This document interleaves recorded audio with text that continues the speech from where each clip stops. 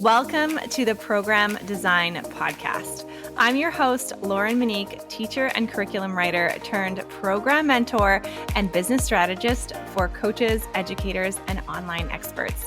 Whether you're looking to create your first ever group coaching program or scale your current offer for more freedom, revenue, and consistent income, this is the podcast for you. Here you'll find practical strategies and encouragement mixed with a bit of manifestation and intuition to help you grow and design a program you absolutely love.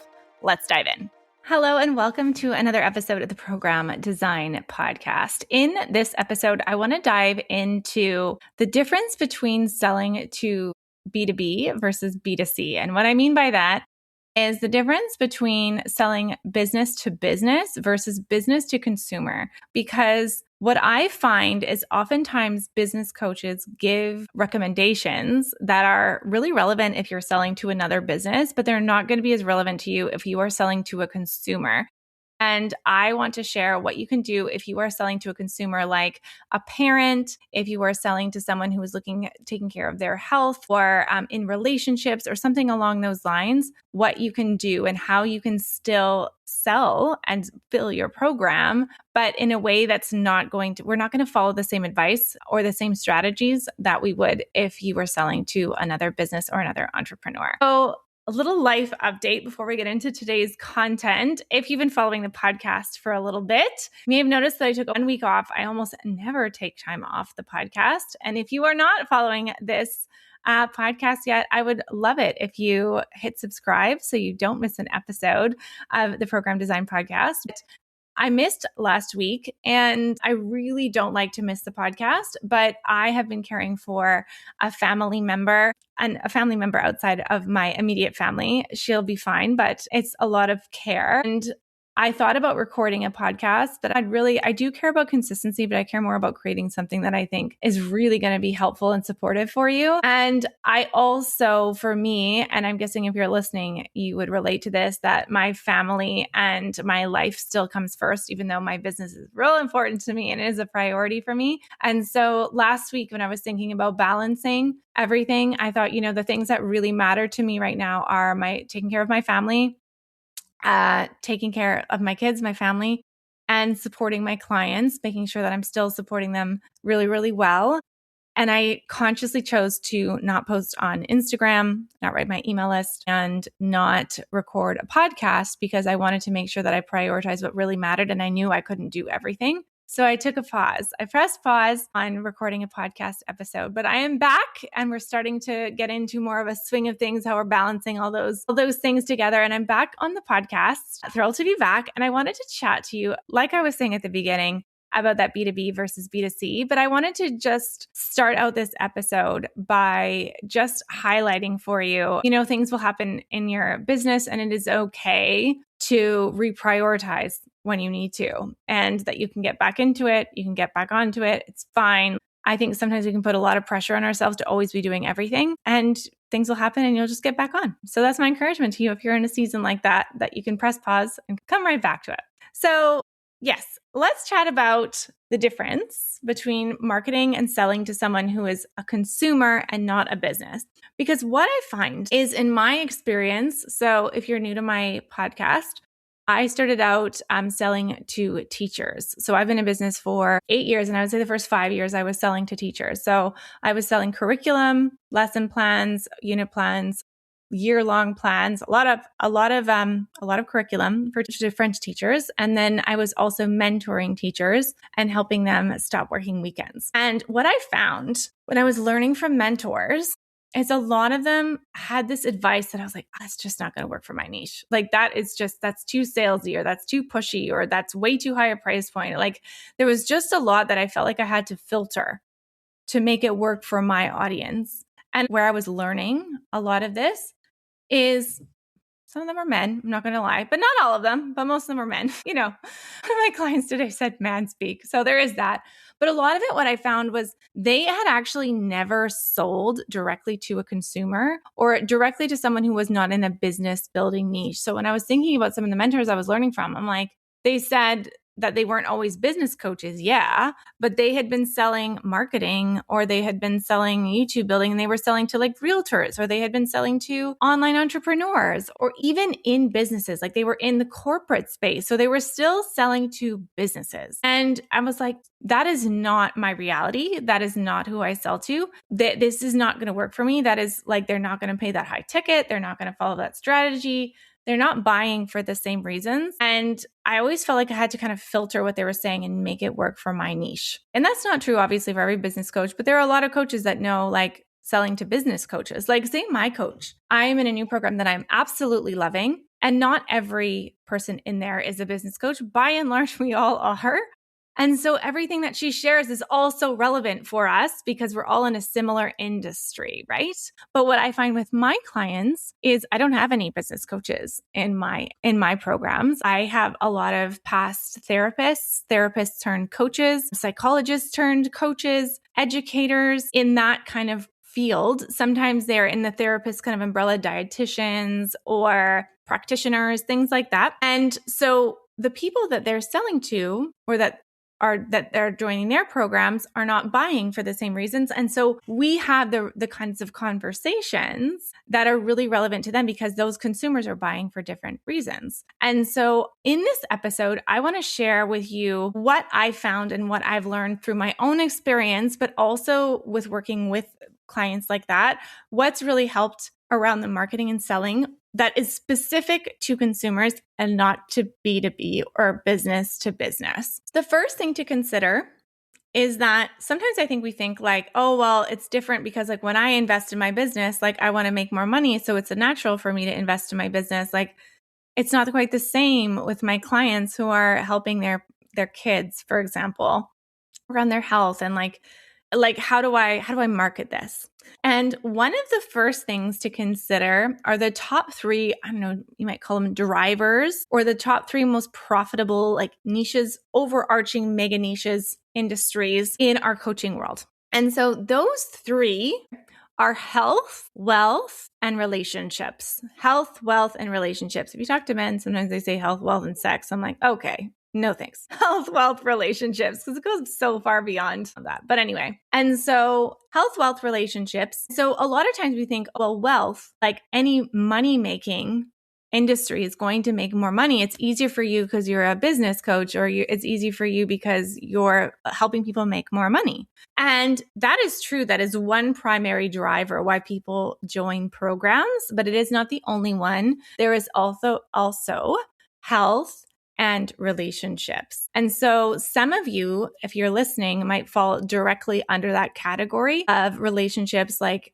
parenting, family relationships, relationships with partners, or wellness, like health might be wellness. It might be physical health. It might be if you're helping anyone with like their food, body image, a lot of like mindset work to a certain extent, as long as it really affects their well-being and their health, can fall into the health category. And the reason these 3 are so important is when you think about it and why they are the most profitable niches, if you will, is because if any of those are missing in our lives, we really feel them hard.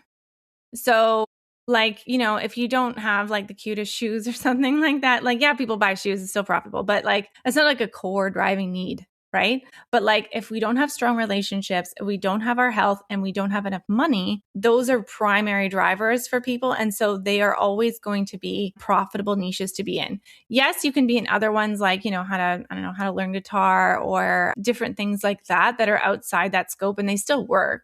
For sure. The lesson that I learned is the more you can tie your program to those 3, the more people it will really speak to people. So for example, when I was helping teachers, not when I was doing like curriculum, but when I was mentoring teachers, I originally said, I'll help you save 5+ hours a week. I'll save you 5 hours a week. And I was always like, whenever I found out about those 3 like health, wealth, relationships, I'm like, I do not fall under any of those categories. Honestly, I'm like kind of like career development. I don't really know. And like, so I kind of stumbled on that. And then eventually I realized as I was chatting with my clients is that they didn't want to save time. They wanted to get time back. So there was a little shift in my language when I realized that. is that they were not looking to save 5 hours a week. They were looking to stop working weekends and stop working evenings, stop staying at school late, stop working on Sundays. A lot of my clients worked like 5-6 hours on Sundays. They wanted to stop working weekends. They stop working those Sundays. They wanted to stop working late into the evenings. So first we made that shift. And the reason that this made such an impact is I started connecting to how having that time back would affect their health and their relationships. So when I started connecting to when you have your weekends back, you can feel more present as a parent. You can connect back with your partner. You can start your family. Like some people started families that had put off starting families because they didn't feel like they had the space to have a child in their lives. When we think about health, a lot of people joined my program because they wanted to take better care of their health. They wanted to start going to physio. They wanted to start exercising. They wanted to start going to the gym. They wanted time to actually eat better meals. And so my program didn't directly tie to health, wealth, and relationships. But when I made that connection, my program was so much easier to fill, because it spoke to the driving need. But if I didn't connect those dots and I just said, hey, I'll help you save 5 hours a week, like that sounds good to a marketer. That sounds good to a business owner, because we, like a lot of businesses, we think in like tangible, like, people always tell you like, make your offer more tangible. And like 5 hours is tangible, but like that didn't really speak to my people. But when I showed them how it connected to their families and to their health, it helped like my program filled more because that was more meaningful to them. So my first thought for you is to think about, does your offer directly relate to, if you're not in the business building B2C, does it directly relate to relationships or health? In some ways, maybe both. Oftentimes, like mine related to both, really. And if you can explicitly make that link in your messaging and your marketing, that will really help you to sell your program.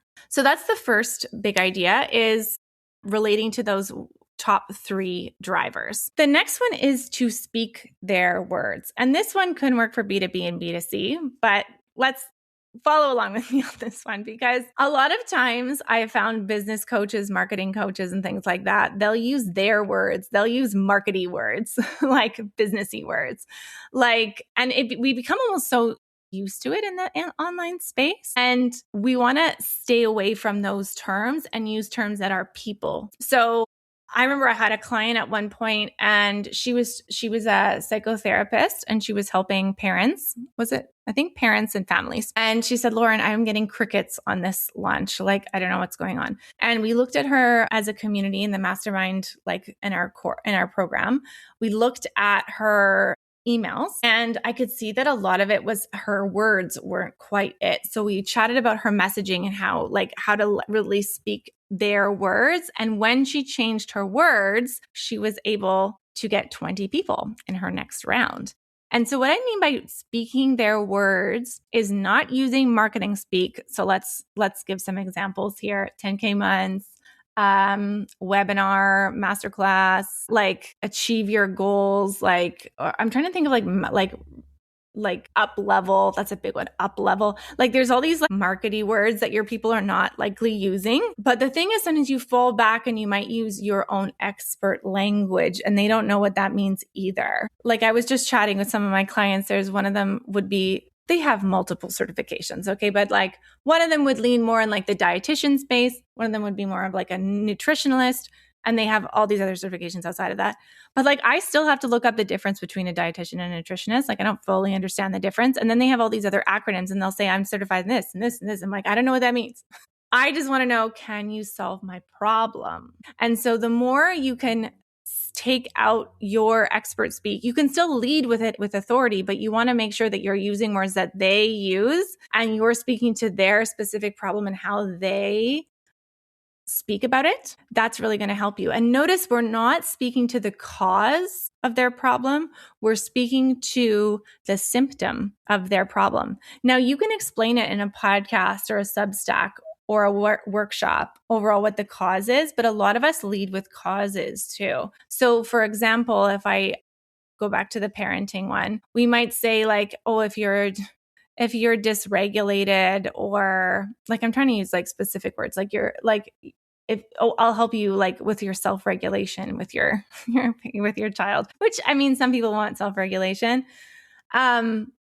in responding to your child, but they're like, people might not realize that they need to be able to self-regulate so that they can co-regulate with their child and support them through intense feelings before they provide boundaries, for example, right? They might just be like, I don't know, I want to do it right. Or I don't want my child to have the anxiety that I have. Or I don't know how to get them out the door without yelling at them. Like, see how all of those symptoms are different than the underlying cause of learning how to help your child co-regulate. But if we speak to the cause of like, here, I'll help you learn how to co-regulate with your child, that might not land for them. But if they're like, I need to stop suddenly like yelling at my kid in the supermarket and then regretting it later, like that's going to speak to them in a deeper way. Or like if they feel like they're getting into like too much perfectionism and they're like overthinking and they're worried that they're not parenting right or whatever it is, like there's different symptoms of the problem. And so you want to make sure that you're speaking to their words and you're speaking to their symptom, and then you're diagnosing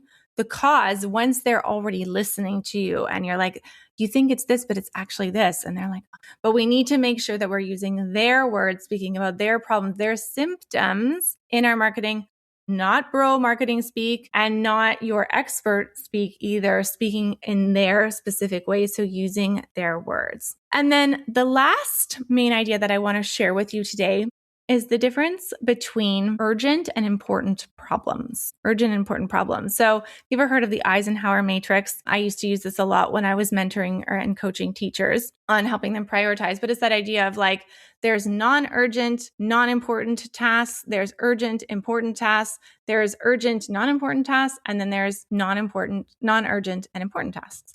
So that's kind of where I came up with this thought. And what I realized is a lot of us market to important but not urgent problems. So people will say, oh, that's really nice to have. Like, I really want that, but I have this other thing first. So we want to make sure that we're sharing the language that we're using in a way that shows the urgency, or like that highlights problems that are urgent to fix. Because when you think about it, when you join a coaching program, if you're not making enough money in your business, or you're not bringing in clients regularly enough, or you're one-to-one and you're done in because you're working so hard with one-to-ones, that problem is urgent for you, right? And so you're like, I want to have a group coaching program where I can have more freedom. I want to be able to bring in clients more regularly. I want to have more consistency in my business. I want to be more profitable. All those business problems that we want to solve, those are naturally urgent. But our problems that you're solving, if you had that background like my clients, therapists turned coach, educators, those kinds of things, your problems are more like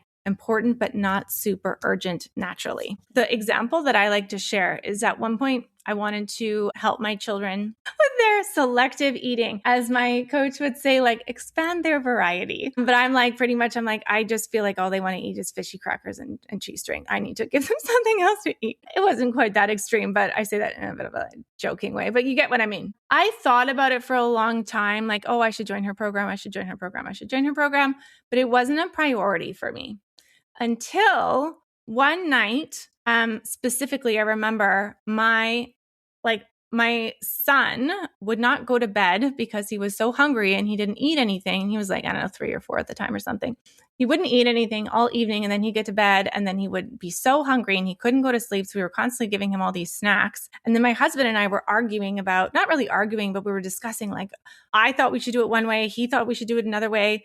I didn't really know what to do. I'm like, none of us know what to do. Let's just ask somebody. But when I realized it wasn't just about dinner times anymore. It was affecting sleep. It was affecting our ability to go to bed because our kid wouldn't go to bed. It was affecting my sleep. It was affecting his sleep, which then affected the next day and him at school because he wasn't getting enough sleep. So then his behavior would be challenging the next day. It was affecting my relationship with my husband. All of a sudden, the pickier eating became more urgent. And so I wanted to solve that problem. It wasn't just about, yes, I want my kids to have a healthy relationship with food, but that isn't important to non-urgent. I want them to have a healthy relationship with food, and I need them to be able to actually eat enough so they go to bed. This is a bigger problem now for me. This is a more urgent problem. I'm going to pay to have it solved. So when you think about your problem, are you positioning it as an important but non-urgent problem, like a nice to have that would be good, but not something that they need to deal with right now? Or is it more urgent And that's usually like it's a ripple effect, like it's affecting them in more ways. Like when I think about my teachers, the ones who usually worked with me were like, they'd had a health scare or they'd had a health problem. They were recovering from cancer or something, like they had cancer in the past. And so all of a sudden, them not working weekends was like, no, this is an urgent problem because my health really matters now and I need to take care of it. Or it became an urgent problem because like before they had kids, they could work and work and work and it was fine. But now they have little kids at home and they don't feel like they're not getting enough sleep because they're taking care of their kids all day. And then they're working way into the night and they're so exhausted. That becomes an urgent problem, but it wasn't an urgent problem when they didn't have children and like they could work long hours. And so it became more urgent when it had multiple ripple effects. So the more you can connect to, okay, how is this problem not just important? Because if you're listening, I'm sure your problems are very important. I've never had a client who's not an important problem that they solve. That's what makes it so fulfilling for you, right? Is it's important, but how are we highlighting why it's urgent? And do we know why it's urgent with our past clients? And really getting a sense of highlighting that so that you're solving an urgent and important problem. So we're going to sum it up really fast and then I'm going to walk and go get my kids from school. So today's episode, we were talking about what you need to be thinking about to really serve your consumers and market and selling to consumers and not just businesses. And the 3 strategies that I found especially helpful for me and for my clients who are in the B2C realm. First off is relating what you do to the top one or two of the top 3 main drivers, which is health, wealth, and relationship, or the main profitable niches. The next is speaking their words and being aware, this is part A, part B, of the, like, are you speaking to the cause or the symptom? We want to speak to the symptom first and then the cause and getting clear on what that is. And then from there, we also want to think about, are we making sure that our problem is positioned as a way that is an urgent and important problem, not just a nice to have important problem that they'll solve one day. We want to solve problems that are urgent that they want to solve now. I trust that was helpful. If it was, please do leave me a review on iTunes or on your podcast app of choice. That would be so helpful. I would love to hear from you and read those reviews. And thanks so much for listening to the Program Design Podcast. We'll see you again next week.